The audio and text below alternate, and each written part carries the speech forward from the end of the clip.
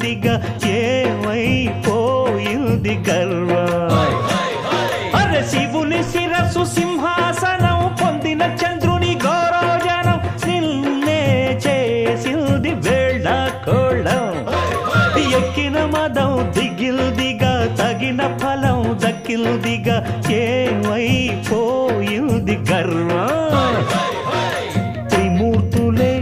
నినుగని తలొంచరా నిరంతరం మహిమను కీర్తించరా నువ్వెంతనే అహం నువ్వే దండిల్చరా